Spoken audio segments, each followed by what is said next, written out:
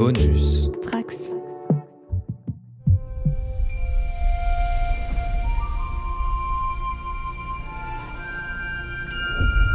Bonjour à tous les trekkers et trekkies de toutes sortes, je suis le commandeur Guigui et je suis ravi de vous accueillir à bord de la station du Cadran Pop, le podcast sur Star Trek écoutable dans toute la galaxie et sur toutes vos applications de podcast via le flux du coin pop. Alors que Mol et Lac sont enfin détenus par le Discovery, la Fédération se retrouve, elle, au cœur d'une tempête diplomatique et éthique lorsque les Breen arrivent et exigent qu'il leur soit livré. Alors ici, vous n'êtes pas face à un Eriga, mais à un podcast sur l'épisode 7 de la saison 5 de Discovery. Let's fly! Scans show the Breen heading this way at maximum warp. Last time the Breen destroyed an entire city. Warp signatures are arriving. Shields up! Those will be your last words. This clue, we have to keep it safe. Let us out of here. You have no chance. Neither of you understand what you're up against. I have an idea.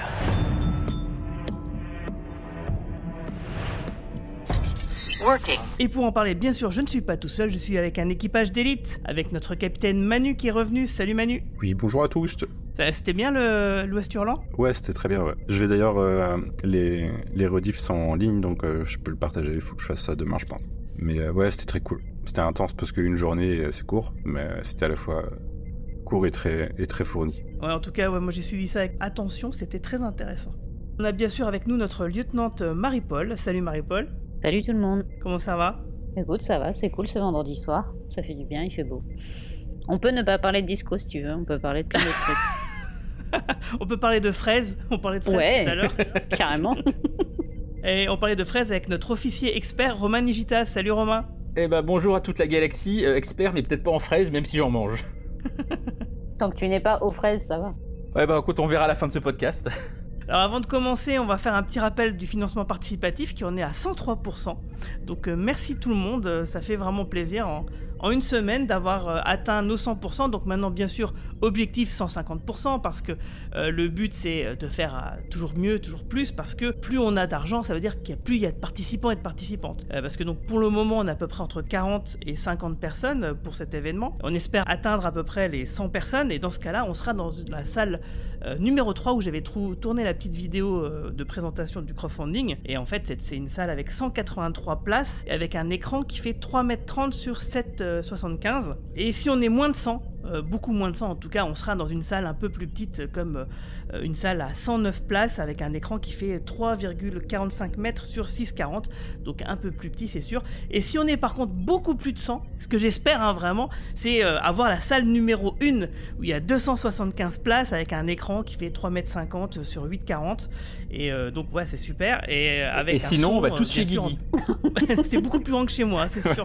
Et en fait voilà, c'est l'intérêt d'atteindre les 150%, c'est bien sûr à chaque fois de monter en gamme dans la salle de cinéma qu'on pourra obtenir du club, à côté des autres contreparties qu'on avait déjà annoncées sur le site, qui sont par exemple des pages supplémentaires pour le fanzine, un meilleur format pour celui-ci, pour son impression, et bien sûr de nombreux lots qu'on rajoutera pour la tombola pour être sûr qu'il y a un maximum de personnes qui repartent avec des choses, et peut-être encore des surprises pour lesquelles les choses ne sont pas arrêtées. Et sinon, à part ça, sachez que je travaille, je suis en train de démarcher des hôtels pour avoir des chambres pour la nuit du samedi, pour les gens qui viennent de loin, pour avoir un tarif préférentiel, et ça je vous tiendrai au courant bientôt.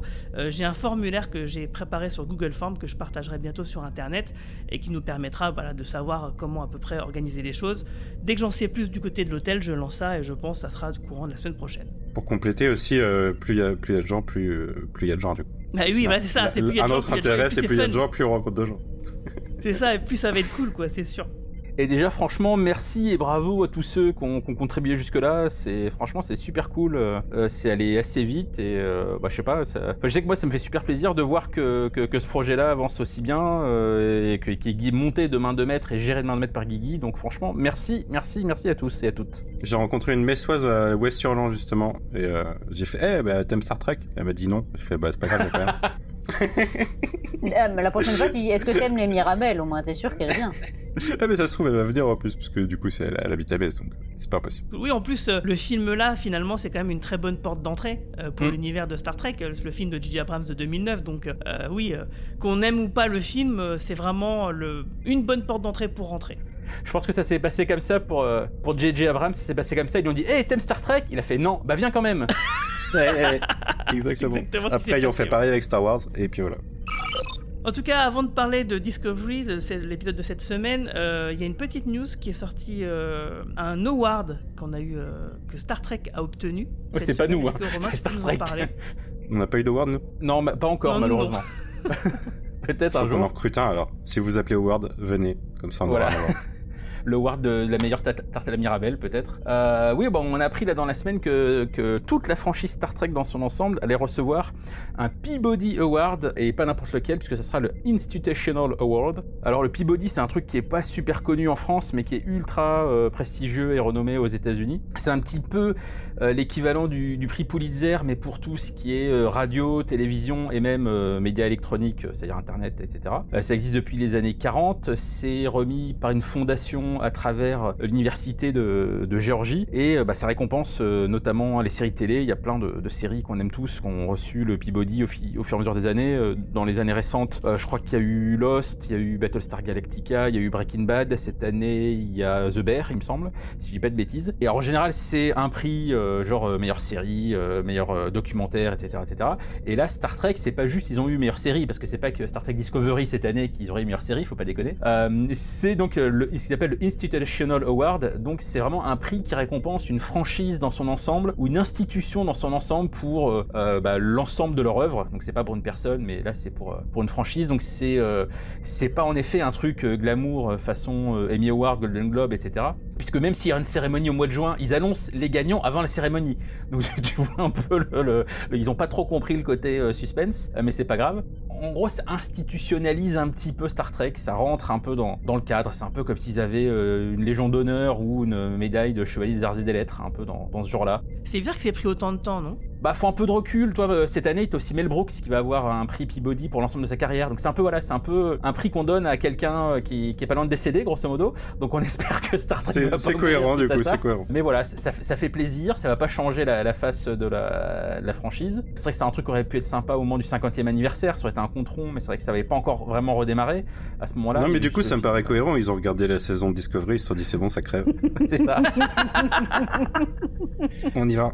Ou même l'état dans lequel est Paramount en ce moment, donc ils se sont dit ouais c'est bon, l'an prochain ce sera trop tard. Mais voilà, après je sais pas du tout qui va venir le chercher, qui va monter sur scène. Est-ce que ça sera Kurtzman? William Shatner. Oh, ça serait drôle si c'était Shatner, parce que en plus on a vu cette semaine qu'il avait fait quelques déclarations où il a dit qu'il serait pas contre revenir dans la franchise en étant rajeuni grâce aux intelligences artificielles. Et cryogénisé. Et cryogénisé suite à son disque dont la couverture est en intelligence artificielle aussi. C'est très comique. Mais voilà, on sait de toute façon que Shatner n'a jamais dit non au fait de revenir, et c'est juste qu'il faut faire un très très très gros chèque, puisqu'on se souvient de cette anecdote très drôle où il avait donné un oui de principe pour apparaître dans un double épisode de Star Trek Enterprise. Il avait fait un dîner ou un déjeuner avec le showrunner Brandon Braga. Ils se sont très bien entendus, il a dit oui et tout, c'est formidable. Et puis derrière, Brandon Braga reçoit un coup de fil de l'agent de William Shatner qui lui annonce le prix, le salaire qu'il réclame, et Brandon Braga lui dit mais attendez, ça vous savez que c'est le budget pour toute la saison. Et donc ça ne s'est jamais fait. C'est créé, William. Effectivement, c'est en train de crever, mais en tout cas pour Discovery c'est sûr, puisque c'est la dernière saison et c'est les derniers épisodes. Et ça sent déjà la mort.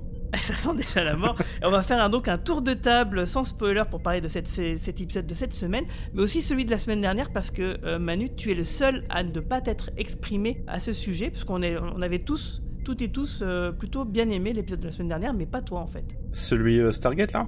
Oui, c'est ça. Oh, non, j'ai pas aimé. Bien aimé. Non, moi j'ai trouvé plutôt chiant déjà, assez convenu dans ce que ça montre, et puis c'était vraiment Star Trek Stargate quoi. Il y avait vraiment, ils avaient même presque des symboles Java sur le front là. Non, en plus moi ça m'énerve un peu. Ça m'énerve beaucoup. Le fait que ce soit Tilly qui gagne la course, je le sentais venir par pur body positivisme sur la série, tu vois. Et ça me saoule parce que bon, je le sens venir, tu te dis bon, Michael, elle va sortir de la course pour une raison ou une autre et à la fin il y aura Tilly et puis parce que la persévérance elle va gagner. Ouais, ça m'a énervé un petit peu. Et ouais, non, je l'ai trouvé chiant, quoi. Je trouve que, c'est vraiment un épisode pour gagner un épisode. Et dans une dernière saison, je trouve ça triste. Donc ça m'a énervé. J'ai juste une question sur l'épisode de la semaine dernière. Est-ce que vous pensez qu'ils avaient déjà connaissance de l'annulation de la série à ce moment-là ou... Non, je pense pas. Parce que, c'est qu'ils auraient jamais fait j'espère, ils auraient peut-être eu une prise de conscience avant et créé autre chose, non? On ne sait pas exactement à quel moment, mais on sait que la production était super bien entamée au moment où ils l'ont appris. Hein. D'ailleurs, c'est ce qu'ils disent dans les interviews, mais on ne sait pas précisément à quel moment ça a été fait, en tout cas. Et je dis peut-être une bêtise, mais il me semble que ils sont revenus tourner des scènes quand ils ont su que c'était la fin pour conclure. Donc s'ils sont revenus, c'est-à-dire qu'ils sont partis. Épisodes finaux, probablement. Ouais, donc ça veut dire qu'ils avaient terminé le tournage et qu'ils sont revenus, quoi. Non, et puis en plus, c'est un épisode de distorsion de la Prime Directive pour raison scénaristique vas-y, faut quand même qu'on intervienne. Au bout d'un moment, affranchissez-vous de la Prime Directive. Si au bout de 800 ans, elle vous fait toujours chier, en fait, je sais pas, faites quelque chose. Mais non, ça m'a beaucoup déçu. Ok, et l'épisode de cette semaine, c'est mieux ou pas? Non, cette semaine, déjà, l'épisode m'a laissé perplexe, alors peut-être parce que j'y suis rentré... la tête dans le cul un petit peu et c'est juste les enjeux du début, j'avais l'impression de rien comprendre, mais en fait j'ai juste l'impression que c'est parce que c'est écrit avec le cul justement, et tout l'épisode je l'ai trouvé lourdingue de facilité, principalement de facilité en fait. De facilité et de inutilisation caractéristique de ces personnages. Moi, on en parlait en off juste avant, Adira, alors Tilly, comme je disais, moi j'ai pas aimé son utilisation la semaine dernière, mais Adira sur toute la saison. En plus, on lui fait avoir des doutes sur sa position et on l'avait même pas dans le bon mood pour le faire, quoi, et dans les bonnes situations. Et j'ai vraiment l'impression que son rôle c'est le même tous les épisodes. Et du coup ça me saoule fortement. Et je crois qu'en plus ça m'a saoulé parce que la diplomatie n'a aucun sens. J'ai vraiment l'impression de voir et on regarde Star Trek, quoi. Donc un épisode où la diplomatie elle a aucun sens dans Star Trek, moi ça me saoule. Ce qu'ils font avec les Breen, c'est une redite des Klingons de TOS et ou même des Romuliens. Et sauf que sans avoir le passif. À un moment j'avais l'impression de regarder. Est-ce qu'ils ont regardé Star Trek 6 déjà à un moment? Parce que le côté avec Raynor, avec les traumatismes des Breen du passé et le fait qu'on peut pas avancer, en fait vous me refaites Kirk de Star Trek 6, mais Star Trek 6, Kirk il réussit à dépasser ça et en plus il avait le passif pour le faire. Donc je sais pas, je trouve ça un peu débile, on en reparlera plus en spoiler tout à l'heure, mais ça m'a énervé. Ok, et toi Marie-Paul? Manu m'ayant volé ma réplique que c'était écrit avec le cul, bah voilà, j'ai tout dit. Non, c'est pas grave. C'est vraiment dommage. Effectivement, Adira est un perso qui est sous-exploité depuis le début de la saison, voire même la saison d'avant aussi. C'est dommage qu'on n'explore pas ses interrogations, son cheminement en tant que jeune recrue qui prend du galon et prend de l'expérience et au final... c'est normal qu'il y ait le doute en permanence, mais bon, voilà quoi, c'est fais ci, fais ça, et on dirait un personnage filler au final, Adira, cette saison, quoi. Je vois ce que tu veux dire, ouais. C'est un personnage fonction, hein, tout simplement. Ouais, exactement, et que j'ai trouvé particulièrement réussi, c'est-à-dire très très mal fait, évidemment, c'est l'espèce de tension qui est censée monter dans cet épisode, parce qu'il se passe quand même des trucs de ouf, en vrai, mais c'est comme un P mouillé, quoi, ça ne...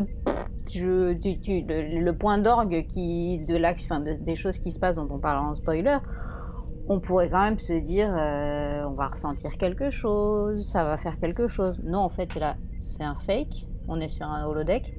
Ça montre quand même à quel point l'écriture est ratée, quoi, et c'est vraiment dommage parce que il y avait matière à faire plein de choses avec ces persos, surtout de mon point de vue, ne connaissant pas tout le lore des Breen, etc. Ça aurait pu être hyper bien exploité. Évidemment, c'est très court, en 1 heure d'épisode, c'est un peu moins d'1 heure, je crois. Mais voilà, c'est hyper dommage et vivement que ça se finisse. Mais c'est le truc, en plus, tu dis t'as pas le lore des Breen, mais en fait le lore des Breen ils l'inventent au fur et à mesure. Du coup ils inventent les enjeux au moment où ils les utilisent et ça fonctionne moins bien, quoi. Ça se sent en fait. Et toi Romain? Eh bien, moi qui ai vraiment, depuis le début de cette saison, détesté tout le fil rouge et plutôt bien apprécié les épisodes bouclés comme celui de la semaine dernière ou celui avec la boucle temporelle, je m'attendais à vraiment détester cet épisode-là. Et au final, je le trouve pas si dégueu que ça. Il a énormément de défauts, certains ont déjà été cités, mais il a au moins l'avantage de ne pas être ennuyeux. Franchement, j'ai pas regardé ma montre pendant cet épisode-là. J'ai relevé au fur et à mesure plein de trucs qui me faisaient tiquer. Tout comme vous, des personnages, en effet, à qui il arrive d'énormes choses, et comme on tient pas du tout à ces personnages-là, bah finalement, ça nous laisse de marbre. Mais il se passe beaucoup de choses, peut-être même trop. Et moi, ce que j'ai bien aimé surtout, parce que c'est un truc que je reprochais beaucoup à Discovery depuis la saison 3, depuis qu'ils sont dans ce futur très éloigné, où on ressentait pas vraiment, moi en tout cas, je ressentais pas suffisamment ce côté, la fédération qui s'est effondrée et on perd nos valeurs, etc. Et là, j'ai retrouvé un peu ça dans certains personnages. Et en effet, on pense à d'autres films ou d'autres situations qu'on a vues déjà dans la franchise, mais le fait de retrouver ça fait se dire, ah oui, c'est vrai qu'on est dans ce futur où les règles sont plus forcément aussi pacifiques que ce qu'on connaît dans l'époque nouvelle génération, etc. Donc voilà, j'ai bien aimé ces aspects-là, j'ai bien aimé les rythmes, mais voilà, il reste encore énormément de défauts, et on sent que surtout c'est un épisode de transition vers la conclusion de la saison. Là, ça y est, on a posé les bases, et la semaine prochaine, on est sur la fin et la ligne d'arrivée de la saison, et malheureusement, ou heureusement peut-être, de la série. Vous pouvez me rappeler, c'est en 8 ou en 10 ? C'est 10. En 10, sinon il en reste plus qu'un. En gros, c'était 8 pour l'intrigue principale, et ils en ont rajouté 2 à la fin quand ils ont su que ça serait la dernière saison. Voilà, en fait, c'est pas clair les épisodes, il y a des épisodes qui ont été rajoutés ou pas, parce que Giraffe me disait que c'était surtout des scènes qui avaient été retournées et greffées aux derniers épisodes pour sûrement leur donner une nouvelle orientation. Donc c'est vrai que moi, dans toutes les interviews, j'ai jamais trouvé de clarté, parce que moi je m'attendais même à 13 épisodes pour le coup, parce que 10 épisodes avaient été annoncés à la base.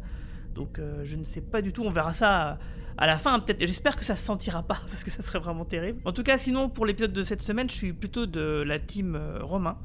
Pour une fois, j'ai trouvé que, comme tu l'as dit, effectivement, très bien, c'est un épisode de transition, et ça se sent beaucoup. Il y a en fait, l'épisode, il déborde, je trouve. Il y a plein de choses, mais il n'y a rien qui va dans une seule et bonne direction. Alors du coup, il y a des séquences qui sont sympas. Il y a quand même des trucs qui m'ont fait halluciner, parce que c'est vrai qu'en termes d'enjeux, c'est Manu le disait tout à l'heure, le lore, ils l'inventent au fur et à mesure qu'ils en ont besoin. Et ça, c'est vraiment... déjà, on comprend pas la moitié de l'épisode ce qui se passe, du coup. Les rapports de force les uns avec les autres, pour moi, ils sont incompréhensibles. Je comprends pas du coup ce qui découle des décisions qui sont prises pour la fin, quoi. Mais sinon, ouais, j'ai regardé l'épisode, ça a glissé sur moi comme ça, sans me heurter. Alors je sais pas, j'étais peut-être dans un état second, j'étais peut-être fatigué, je sais pas. Voilà, il m'a pas déplu, mais il m'a pas plu non plus. Donc c'est vraiment l'épisode de remplissage un petit peu pour mettre les éléments, comme tu le disais Romain, sur la ligne pour le final, quoi, tout simplement. Mais d'une manière quand même très poussive, parce qu'il y a plein de choses, je me suis dit waouh, mais ça, il pourrait le condenser en une scène au lieu de passer 10 minutes là-dessus et donner du temps d'antenne à des trucs vraiment intéressants, quoi, parce que effectivement il y avait des choses intéressantes à développer sur la diplomatie, par exemple, que la fédération, elle se repositionne, ou qu'elle s'interroge sur ses valeurs qui sont en train de changer ou qui ont changé. Enfin bref, voilà, encore une fois, comme d'habitude, le temps d'antenne n'est pas placé correctement sur les bons éléments qu'on aimerait voir d'autant plus. Mais sinon, les personnages en eux-mêmes, bon, ça allait, quoi. Surtout certaines qu'on aime bien revoir. Moi, je vous l'ai dit en off, j'ai eu l'impression de voir, dans la façon dont l'intrigue était gérée, un épisode de 24 heures chrono, quand t'as une ambassade qui veut récupérer un mec qu'ils ont en prison, en interrogateur, et qui veulent gagner du temps pendant 1 heure pour l'interroger, tu vois. Et c'était ça l'épisode, en fait. Mais t'as raison. Et je préfère Jack Bauer dans ces cas-là, je suis désolé. Et la réalisation était pas folle non plus, hein. Ah oui. Pendant un bon moment, j'ai trouvé que la réalisation était plutôt cool. Je me suis dit, c'est sympa, il y a des trépieds, c'est bien. Mais tout d'un coup, il y a une scène de bagarre qui est incompréhensible. Il fallait pas faire ça. Je me suis dit, mais en fait, est-ce que le cador, il a jeté sa caméra sur les gens? Ils ont voulu faire un John Wick-like, mais ça marche pas, les gars. Ouais. Alors moi, je suis pas contre quand les gens ils essayent des choses, mais là, j'avoue que quand même, c'était quand même un peu trop osé, quoi. Mais tu vois, typiquement, en termes de réal, le début de l'épisode, moi, ce que je ne comprenais absolument pas, c'était sur quel vaisseau ils étaient. Au début, je comprenais même pas qu'on était sur Discovery, je pensais qu'on était sur l'autre vaisseau, et puis au bout d'un moment, tu dis, ah bah non, en fait, ils sont déjà sur le Disco, c'est bien l'infirmerie du Disco que tu reconnais pas, et en fait, l'autre vaisseau, on voit jamais l'intérieur, parce que bon, faut faire des économies, quoi, on va pas construire d'autres décors.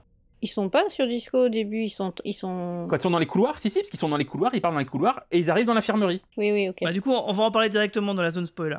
Red alert! À tout le personnel, nous passons maintenant en alerte jaune. Je répète. Madame la Présidente, Amiral, ce vaisseau Brin est le même que celui qu'on a vu dans le cycle temporel. C'est celui qui a détruit le QG de la Fédération.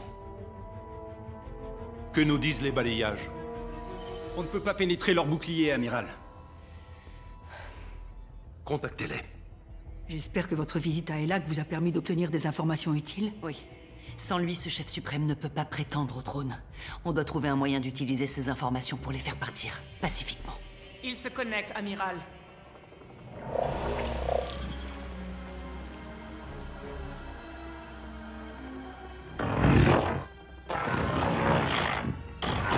Traduction. Je suis le chef suprême Rune. J'exige que vous transfériez les fugitifs sur mon vaisseau. Présidente Tyrina de Nivar. La présidente de la Fédération m'a chargé de vous accueillir et de mener cette négociation. Il n'y aura pas de négociation. Les fugitifs, et tout de suite. Elac et Maul reçoivent actuellement des soins médicaux. Et tout ordre d'extradition devra être rédigé et approuvé. 4 heures devraient suffire. 1 heure. Au-delà, ce sera considéré comme un acte de guerre.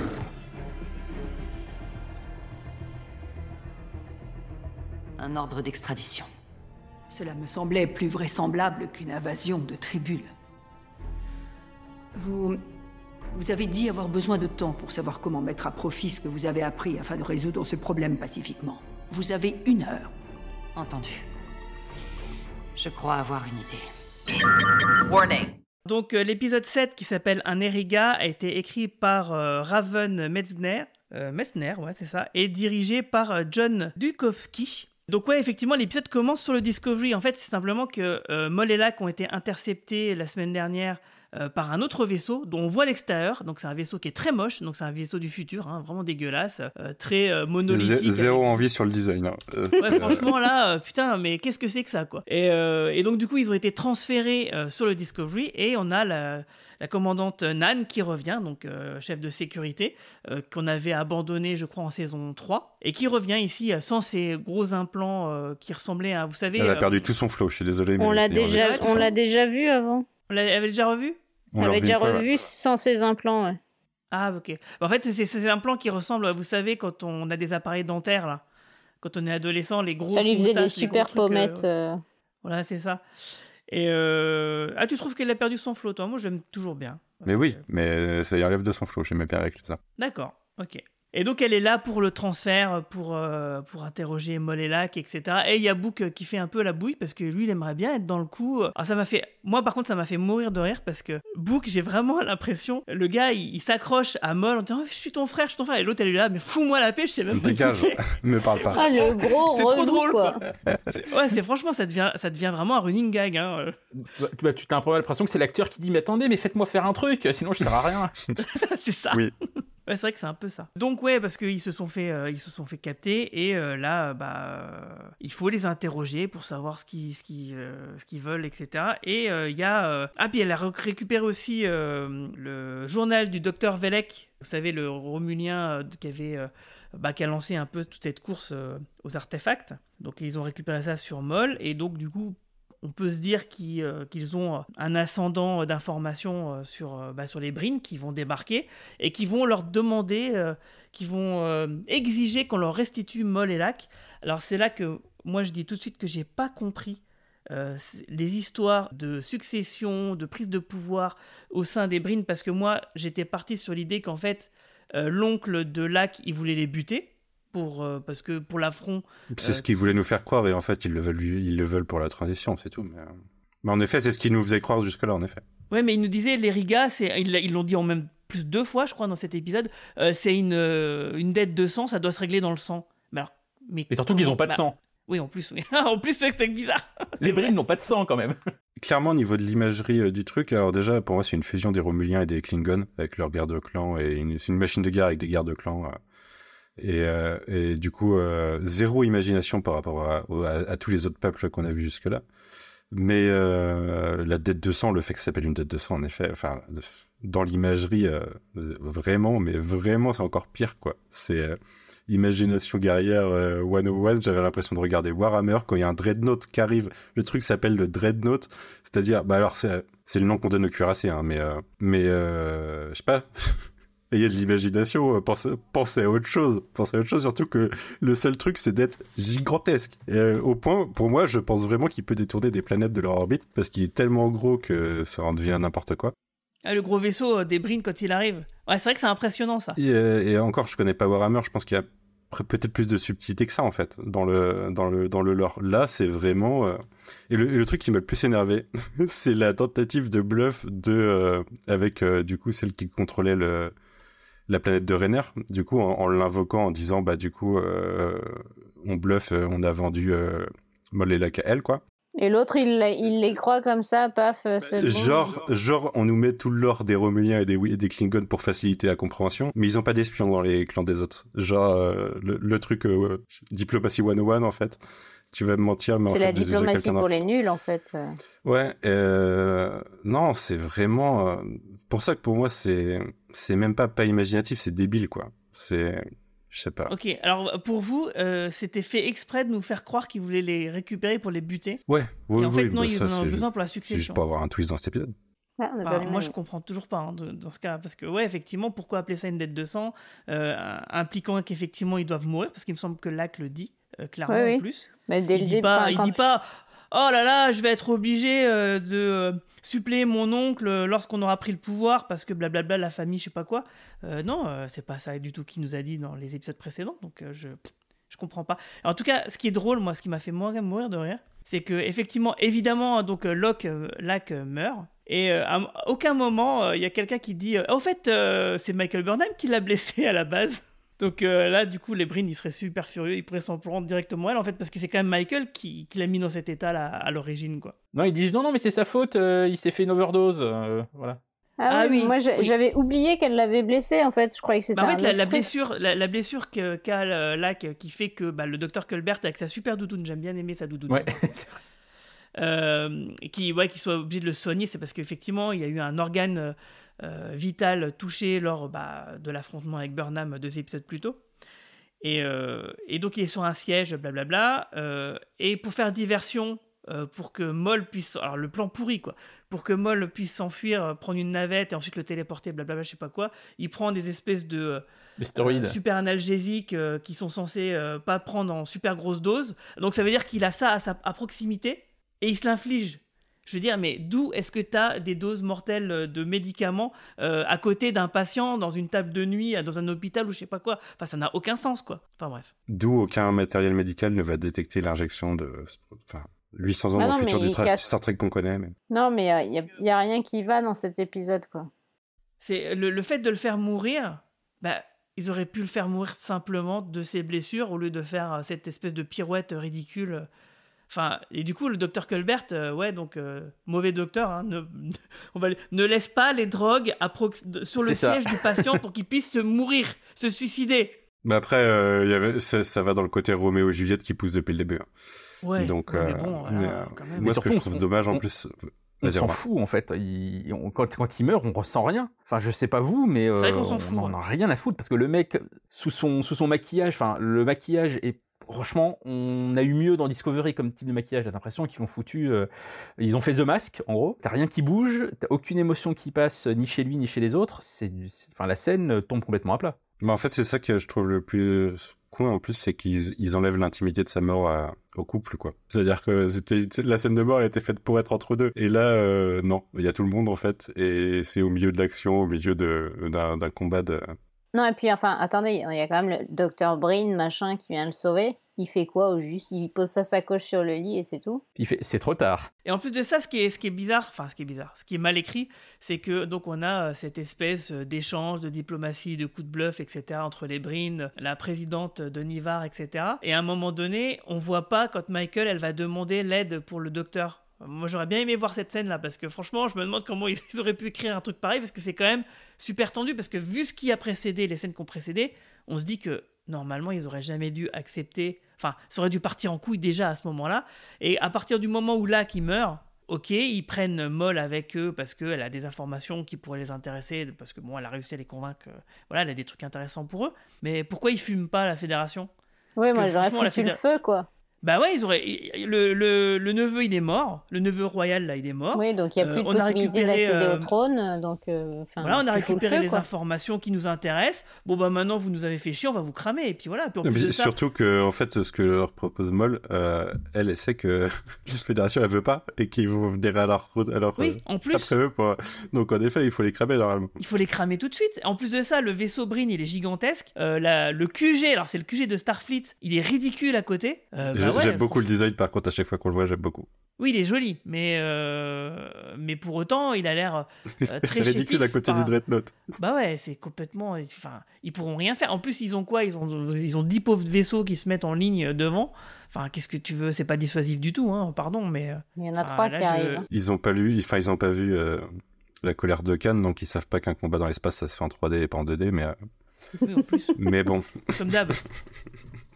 Avant ça, dans la négo, ce qui marche pas du tout, c'est donc avant la mort de Lack, c'est quand en plein milieu de la négo, d'un seul coup, t'as la Fédé qui disent: ah ouais, mais attendez, mais si vous nous explosez la gueule, on a le mec, il est chez nous, donc vous le tuez en même temps, donc ça serait con. Mais ça, fallait le dire dès le début. C'est quand même leur monnaie d'échange, c'est quand même le fait d'avoir molé la cabeur, avant de dire oui, mais.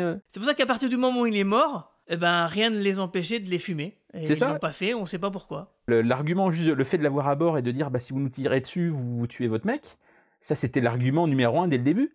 Il n'y avait pas besoin de recevoir les gars, de faire des ronds de jambes, etc. Ça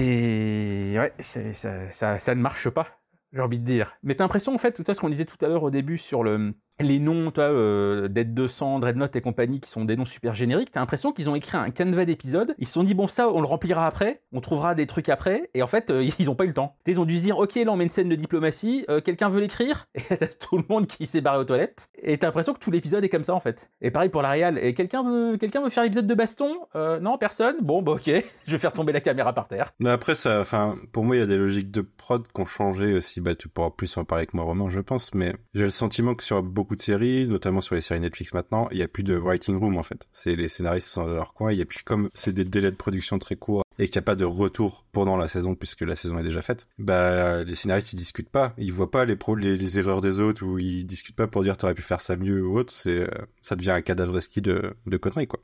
Si, t'as quand même des writers' room sur ce genre de série-là. Après, le fait qu'elle soit gérée par des gens qui ont peut-être moins d'expérience, et puis le fait que ceux qui pourront en avoir, comme Kurtzman, gèrent 20 séries en même temps, non seulement les séries Star Trek, mais il a d'autres projets à côté, je pense qu'en fait, c'est plus l'éparpillement de la franchise, le fait de se dire, de toute façon, c'est la dernière saison, bah les couilles, même si c'est pas encore c'est la dernière, mais ils savent que voilà... que il y aura pas de retour pour la prochaine, puisque c'est la dernière. C'est ça. En tout cas, je pense qu'ils étaient plus à fond maintenant sur Strange New World ou sur d'autres choses comme ça, sur des nouveaux projets. Je pense que t'as plus le côté manque d'expérience. Enfin, tu vois, les gens qui sont sur la série, c'est quand même que des noms qu'on n'a jamais vus ailleurs. T'as beaucoup de débutants, t'as peu de seniors en fait aujourd'hui sur Disco. Les seniors en fait, ils sont plus sur Strange New World. Kurtzman, je pense que comme je le disais, il a trop de trucs à gérer. Kurtzman, c'est clair que lui, c'est comment dire, il gère le porte-monnaie quoi. Il gère vraiment pour... C'est pas qu'il gère le porte-monnaie, mais c'est comme Dick Wolf sur toutes ses séries. Oui, mais il fait l'intendance quoi. Il fait l'intendance entre toutes les séries, tous les showrunners. Voilà, ça, il gère l'intendance, il gère les embauches des différents showrunners, les relations il fait les RH en fait. Studio. C'est un peu ça, mais il faut aussi un mec comme ça. C'est plus ou moins ce que faisait Rick Berman. C'est ce que faisait Rick Berman, et après il avait les showrunners, mais des mecs talentueux comme Michael Piller ou Ira Stevenberg. Sauf qu'aujourd'hui, les mecs talentueux, tu les as, t'as Mike McMahon ou t'as les gens qui sont sur Prodigy. Mais je pense qu'aujourd'hui, ça fait pas rêver pour trouver quelqu'un pour bosser sur Discovery. Quand tu vois comment ils ont traité, le co-créateur de la série, Brent Fuller, voilà, bah ça donne pas envie derrière de venir bosser sur une série comme ça. Quand tu vois qu'ils ont changé de showrunner quasiment à chaque saison, bah je pense que quand t'es un scénariste un petit peu avec un peu d'expérience, t'as pas envie d'aller bosser sur Disco. C'est ça, je pense, le gros souci de la série aujourd'hui. Et t'as pas non plus, enfin il y a eu quelques interviews des différents scénaristes qui ont bossé sur cette saison, c'est pas des gens qui, t'as pas beaucoup de fans de Star Trek en fait qui vont bosser là-dessus. Ça, c'est pas des gens comme Ronald D. Moore à l'époque sur TNG. Donc c'est pas des gens. Il faut un mélange de gens qui aiment Star Trek et de gens qui ont un regard un peu neuf. Hein. Il faut pas non plus que des gens, que des fans hardcore. Mais là, t'as l'impression que c'est des gens qui redécouvrent les règles de Star Trek au fur et à mesure. Tu vois, on parlait du fait qu'ils nous refont une énième fois la prime directive que les officiers de Starfleet vont dévoyer pour arriver à leur fin. C'est ce que faisait Jack Kirk il y a 55 ans dans la série originale. Non mais t'as raison, j'ai lu une interview, j'ai pu des commentaires d'écrivains, de scénaristes de cette saison de Disco sur internet, alors je sais plus qui, à quelle occasion, etc. Mais au détour de 2-3 questions, je me suis dit ah oui, en fait, ils connaissent pas vraiment la franchise, quoi. Et effectivement, t'as raison, hein, c'est pas un mal en soi, parce qu'il faut un mix, quoi. Il faut, c'est ça. Mais là, on a quand même l'impression, beaucoup qui connaissent pas assez du tout, et ça devient grave parce que on n'a pas l'impression qu'il y a un script doctor ou un script tout court qui va dire ah, attendez, là ça va pas parce que blablabla, je sais pas quoi. Il y a personne qui est au-dessus et qui réécrit les choses qui vont pas en fait et qui sont pas cohérentes avec le reste de la franchise. C'est dommage, ouais. Je voulais juste faire une précision avant, je voulais juste rebondir sur un truc qu'a dit Romain tout au début. Juste que Bryan Fuller, il a été accusé de harcèlement sexuel l'an dernier, je crois, par un ex-collaborateur, donc j'aurais tendance à quand même mettre des pincettes sur ses réseaux éventuels de départ à l'époque. Alors c'est pas sur Star Trek qu'il a été accusé, mais du coup, on sait jamais. Oui, ça explique peut-être pour son départ de Discovery, quoi, c'est pas seulement... Sur Disco, je crois pas que ça soit ça. Il est parti de plein de séries. Après, t'as la raison officielle et t'as des raisons. Mais sur Disco, je sais que ça s'est vraiment mal passé sur le pilote. Il était pas d'accord sur le réalisateur du pilote. Il était pas d'accord sur les costumes. Il y a plein de trucs au niveau artistique, en tout cas, où ça s'est pas bien passé.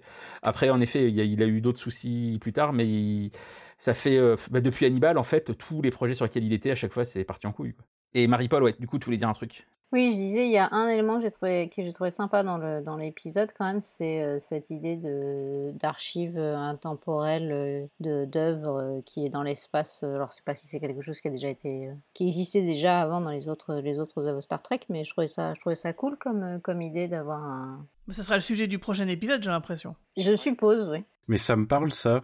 C'est pas dans Star Trek qu'on a déjà vu un truc comme ça, un vaisseau. Qui se balade et qui a des informations. On a le vaisseau avec les plantes.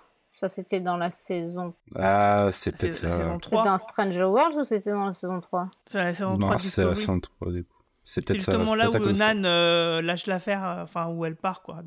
C'est une sorte de coffre-fort archive biologique, du coup. C'était ça. Ouais, ok. Bah, c'est ça que je pense là.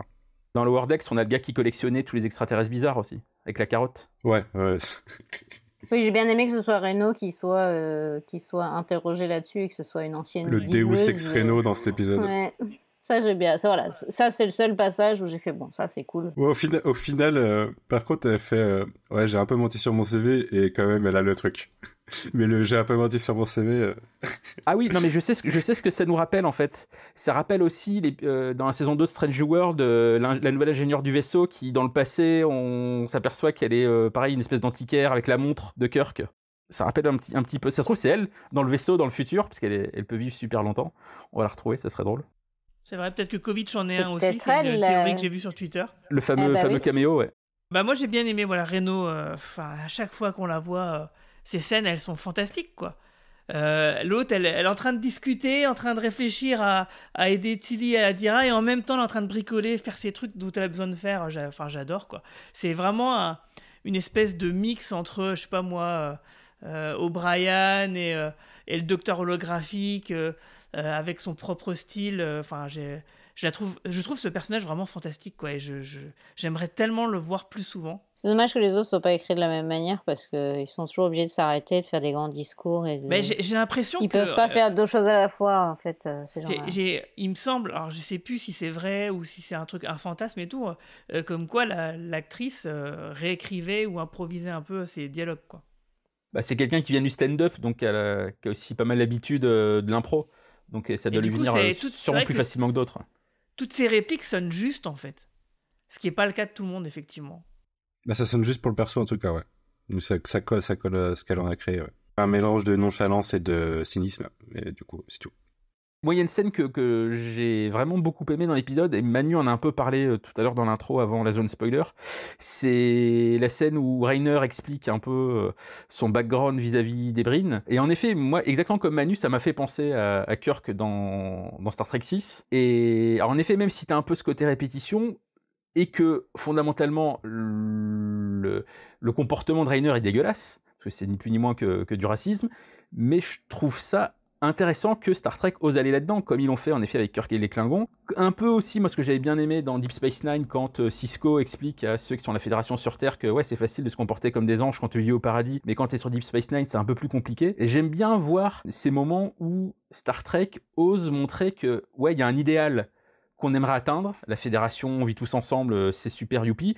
Mais c'est pas toujours simple d'atteindre cet idéal, et que quand t'as des trucs qui viennent de l'extérieur, c'est compliqué, et que des fois tu peux avoir des réactions borderline, et que ils sont pas tous des héros parfaits, ils sont pas tous des poster boys. Et je trouve qu'en plus l'acteur le transmet vachement bien, Kelmunkes Raini dans cette scène-là. Et c'est pour ça que je trouve ce personnage vachement intéressant depuis le début de la saison. Je trouve qu'il fait un bon antagoniste face à Burnham, qui pour une fois en plus dans cette scène-là arrive pas tout à fait à le convaincre. Même si après elle se sert de son passé dans cette diplomatie à la con dont on a parlé tout à l'heure, mais elle est pas en mode tu sens qu'à la fin de la scène, il n'est pas convaincu que tout va bien et que Michael Burnham a raison sur toute la ligne. Moi, là, justement, la réflexion que je me suis faite lors de ces scènes, c'est que ils ont bien fait de faire partir Saru, parce que je trouve que Rainer et Michael, c'est un duo qui marche beaucoup mieux que Saru et Michael.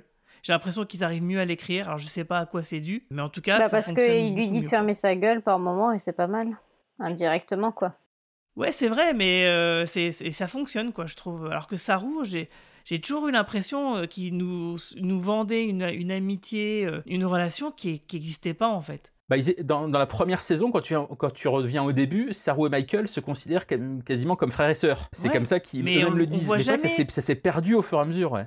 Et puis même, c'est jamais exploité, c'est jamais montré, c'est toujours étrange, on se demande d'où ça vient, quoi. C'est comme Mirror Georgiou, qui devient super copine avec tout le monde sur le Discovery dans la saison 3 avant de partir. Et tu te dis, mais qu'est-ce qui s'est passé, quoi ? J'ai raté un épisode. Voilà. Donc, alors que là, Rainer, Michael, on voit leur rencontre, on a vu leur rencontre, comment elle s'est passée. Alors, une rencontre qui était plutôt cool en plus, que je trouvais qu'elle était plutôt bien écrite.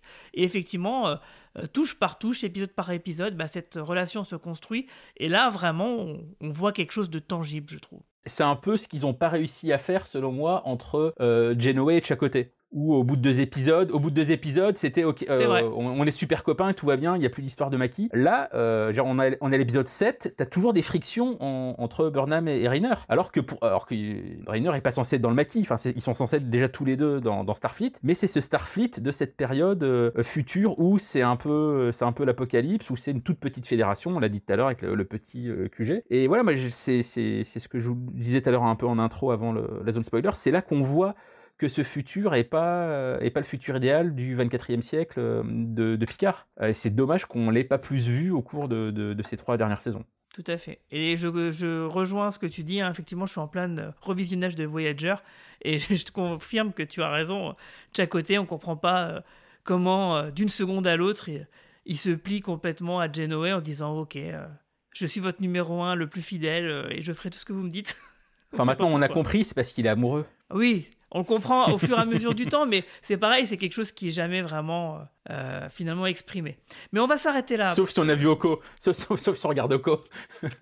Non, je voulais dire, je suis un peu plus mitigé que toi, Romain, sur le personnage de Rainer et le parallèle avec Kirk, parce que il y a un truc que déjà il y a un truc d'époque, mais il y a un truc que je trouvais intéressant dans l'utilisation de Kirk dans Star Trek 6, c'est que c'est le personnage qui était le héros de 79 épisodes et 5 films avant, qui est symbole de l'inertie, au final. De l'inertie dans le fait de faire avancer les choses, quoi. Et ça a amené le personnage à se remettre en question, c'était intéressant, mais ce que tu dis sur ce que caractérise Rainer et ce qu'il montre et ce qui symbolise, au final, le côté un peu plus gris de cet univers, en fait, je suis pas, j'ai un peu évolué philosophiquement, on va dire, avec les années de ce côté-là, et je suis pas hyper en raccord avec cette idée. Pour moi, il y a un truc presque sociologique qui est que quand on dit que grandir, c'est mettre de l'eau dans son vin, en gros, perdre les nuances et accepter que le monde il est un peu plus gris que ce qu'on veut. Et en fait, je trouve que c'est un discours de privilégié qui justifie de dire ouais, mais du coup on peut pas faire mieux parce que c'est compliqué. Et du coup, ça évite de se remettre en question en fait. Et je trouve que l'intérêt de Star Trek à la base et de la SF, c'est d'essayer de remettre en question ça justement et de proposer quelque chose de peut-être de subversif en allant trop dans la lumière ou parfois subversif en allant trop dans le noir, mais moi j'attends de la lumière de Star Trek un petit peu quand même. Et là je trouve que c'est de la flemme. Mais c'est juste pour montrer que quand on veut aller vers la lumière, des fois le parcours est un peu compliqué, mais ça veut pas dire qu'on n'y va pas. La saison est pas finie, Rainer. Ouais, mais on a eu tout Deep Space Nine pour nous dire ça, tu vois. Moi j'ai envie qu'on nous montre qu'à un moment il y a de la lumière, quoi. Des fois. Parce que là en fait on fait que nous dire au final non, le monde est compliqué, quoi. Et on pourra pas faire mieux parce que sinon c'est compliqué. Tu peux faire mieux, mais des fois il y a des obstacles. La lumière, des fois il faut remettre les plombs dans le truc pour relancer le courant, quoi. Et des fois les plombs ils sautent, il faut les changer. Ouais, mais tu vois, ce que tu me dis, c'est des fois, et moi ce que je te dis, c'est que c'est tout le temps comme ça en fait. Parce que c'est vrai que là, tu regardes la nouvelle génération, à chaque fois, t'avais les personnages, ils sont ultra lumineux, tout va dans le bon sens en fait. À chaque fois. Ils représentent un idéal quand même, quoi. Et c'est aussi l'écriture des œuvres actuelles qui fait que c'est aussi tourné comme ça, quoi. Ouais, mais c'est l'écriture que je condamne, hein, clairement. Tout à fait. C'est comment dire, un argument qu'on entend, depuis le début de la reprise de Star Trek, mais si on est honnête, déjà, oui, effectivement, depuis Deep Space Nine et Enterprise, par exemple. On avait quand même des critiques déjà à ce moment-là, quoi. Qui est votre Star Trek préféré? Deep Space Nine, ouais. Non, Enterprise. Ah, Enterprise. Ça dépend des saisons. Ouais, ça dépend pour qui, ça dépend des saisons. Du coup, je vous propose qu'on conclue là-dessus. Alors, cet épisode, qu'est-ce qu'on peut en dire, Manu? Ah, moi, laborieux. Laborieux, j'ai pas aimé. Et j'espère vraiment que ça s'améliorera sur la fin, mais je commence à craindre, quoi. Ouais, il nous reste 3 épisodes. Je commence. Ouais. Je crains depuis le premier épisode de cette saison. Ok. Et toi, Marie-Paul? C'est dommage. Eh ben, finalement, à la fin de cet épisode, je m'attendais à voir la suite et j'ai été pris par surprise quand ça a coupé avant qu'ils arrivent dans les Badlands. Donc toi, finalement, je crois que c'est la première fois cette saison, je suis impatient de voir l'épisode suivant. Oui, cela dit, j'ai envie de voir qu'est-ce qu'ils vont faire derrière. Alors que certains des épisodes précédents de cette saison-là, j'avais clairement pas envie de voir la suite, j'étais complètement dégoûté. Là, je sais pas pourquoi, malgré tous les défauts qu'on a listés, je suis d'accord avec la plupart de ce qu'on a dit là depuis 3 quarts d'heure, et ça me donne malgré tout cette petite impulsion pour voir la suite. Alors peut-être parce qu'en effet, on sait qu'il y en a plus pour très longtemps, et que notre calvaire arrive bientôt à son terme, mais voilà ce que je retiens de cet épisode au final. J'essaye de retenir le peu de bon. Ok, alors du coup, moi, justement, je me dis les Badlands, Moll, elle voulait aller dans le quadrant gamma, on a une Bajoran sur la passerelle. Est-ce qu'on pourrait se rêver à aller sur Deep Space Nine ou au moins sur le wormhole? Voilà, c'est tout ce que c'est vous savez bien. Moi, j'ai appris à ne plus rêver, Guigui. Non, je rêverai toujours. Je veux qu'on y retourne un jour. Heureusement que t'es là, Guigui, pour nous sauver tous et nous montrer la lumière. C'est-à-dire qu'on a interdit à Guigui de parler de l'USS Relativity, donc maintenant il nous parle de Deep Space Nine. Exactement. Bon, en tout cas, je suis à peu près d'accord avec tout ce que vous avez dit. Hein. Moi, voilà. Donc, je sais pas trop quoi dire. Cet épisode, il est très... C'était pas le grand épisode du débat, hein, on est d'accord. Voilà, c'est clair. Il n'y a pas grand-chose à dire, en vrai, d'intéressant, finalement. Alors, on va passer à la partie promo ou reco. C'est peut-être un peu plus intéressant. Manu, qu'est-ce que tu as à nous promouvoir ou à nous recommander? Promouvoir, pas grand-chose, je crois. À recommander, j'ai commencé une série hier qu'on m'a présentée comme une série de Blanc Fonce D ou le Atlanta Blanc. Parce que le principe de base, c'est le même que Atlanta, c'est un rappeur qui veut devenir célèbre, quoi, globalement. Et c'est Dave, et qui est Little Dicky, je crois que ça s'appelle que Dave en VO. Et c'est avec un vrai rappeur qui s'appelle Little Dicky, entre autres. Et du coup, c'est semi-biographique, semi de la fiction. Et c'est assez intéressant parce que... Alors déjà, ça va pas dans le cringe qu'on pourrait attendre du rappeur blanc qui essaye de se faire sa place dans un milieu qui n'est pas hyper blanc, surtout dans les premiers épisodes, quand tu te dis ça va mal se passer. Mais au final, c'est plutôt attendrissant, drôle, et ça traite des sujets que je m'attendais pas à ce que ça traite. Notamment, le 3e épisode traite de sexualité dans le couple et de problèmes de sexualité dans le couple de façon sont assez touchantes. Et il y a tout un épisode sur le fait qu'un des personnages est bipolaire, et c'est tellement bien fait que je suis allé voir. Et en fait, c'est que c'est un personnage qui joue son vrai rôle et qui est vraiment bipolaire, et du coup, qui parle de ça à travers la série. Et pour l'instant, je suis à 6 épisodes, et c'est vraiment très très très bien. Il y a 3 saisons de 10, je crois. C'est sur Canal. Actuellement, c'est sur Canal. D'accord, je note. Et toi, Romain ? Alors, moi, je vais vous recommander une expo que je suis allé voir cette semaine. Et si vous avez l'occasion de passer par Paris, je vous recommande fortement d'y aller. C'est l'expo de James Cameron à la Cinémathèque française. Expo qui sera ouverte jusqu'au 5 janvier prochain. Ça s'appelle L'Art de James Cameron. Et si ça s'appelle L'Art de James Cameron, c'est pas pour rien, parce que sont exposés non pas des props et des choses comme ça, même s'il y en a quelques-uns, mais c'est surtout des dessins, évidemment dessinés par James Cameron lui-même, qui a un talent de dessinateur assez dingue. Tous ces dessins d'adolescence, quand il rêvait de tous les bouquins de science-fiction et des films qu'il pouvait lire, tous ces croquis d'adolescence, et puis tous les dessins, les centaines de dessins qu'il a fait pour tous les films qu'on connaît, évidemment, Terminator, Avatar, etc. Je vais pas tous vous les citer. Et moi, surtout, ce qui m'a bluffé, c'est notamment un projet qui n'a jamais vu le jour, mais qui a en fait inspiré tous ses projets suivants, un truc qui s'appelle Xenogenesis, pour lequel il avait dessiné une affiche et pareil des dizaines de dessins. Il a même tourné un petit court-métrage de présentation qui lui a ensuite servi à rentrer dans le milieu du cinéma. Et dans ce projet-là, on retrouve des tas d'éléments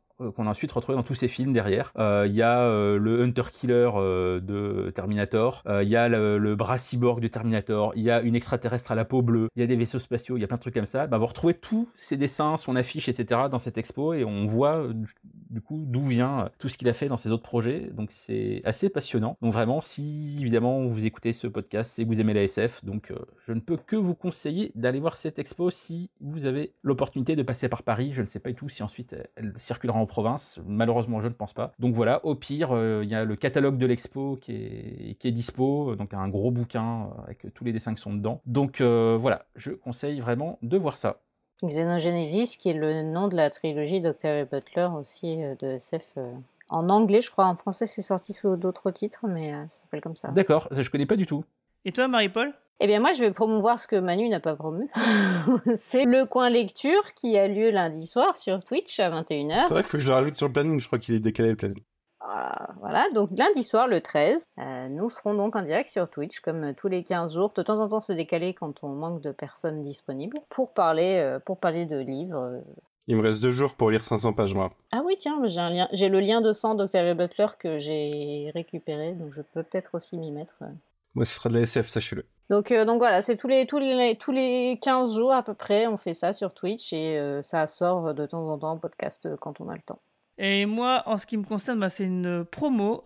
C'est le replay de ma conférence sur X-Files au rayon vert. C'était très sympa.